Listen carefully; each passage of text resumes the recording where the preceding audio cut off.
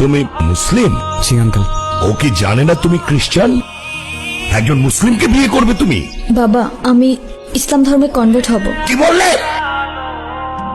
এখানে ওর কোনো দোষ নেই। ও যাই করছে সেটা শুধুমাত্র আমায় ভালোবেসে। দোষ যদি কারোর থেকে থাকে সেটা আমার। মারতে হয় আমায়, মারুন আপনি। ওকে বেরিয়ে যেতে বল। বাবা তুমি যাও তো এখন। আমি আপনার মেয়েকে কোনোদিন কষ্ট দিব না। মাফ করে দাও মানে? 4টা বছর পরে সে এখন তুমি মাফ চাচ্ছ? হাল ছেড়ে দিচ্ছ? তো আমি আর কি করবো, আমাকে একটু বলবা? একটু বোঝার চেষ্টা করো। তোমার আর আমার ধর্মটা আলাদা, জেনি। তোমার ফ্যামিলি কখনোই আমাদের সম্পর্কটা মেনে নেবে না। তুমি কি আমাকে ভালোবাসো না? দুনিয়ার সবাই মেনে না নিলে যদি আমার প্রতি তোমার ভালোবাসাটা কমে যায় না, তাহলে থাকো, আমি চললাম। কোথায় যাচ্ছ? বাবার পছন্দের ছেলেকে বিয়ে করতে। তাহলে আমার কি হবে? তুমি তো আর আমাকে ভালোবাসো না। বাসি, অনেক ভালোবাসি। পরিবার তো মানবে না। না মানুক?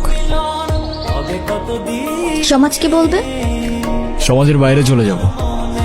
কত দূর? যতদূর গেলে তোমার আর আমার ছোট্ট একটা সংসার হবে। আগলে রাখতে পারবে? সারা জীবন।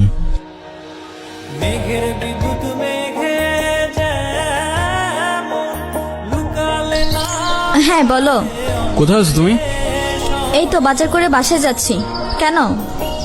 আগে বলো, গুড নিউজ শুনবা না ব্যাড নিউজ?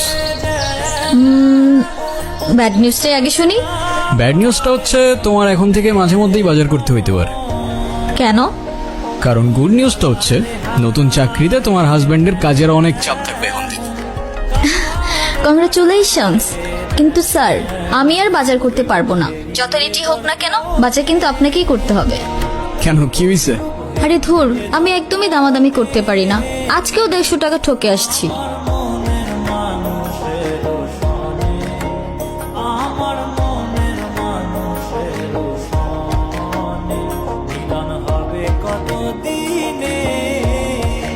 আপনারা কারা আর বাসার ভিতরে কিভাবে ঢুকেছেন?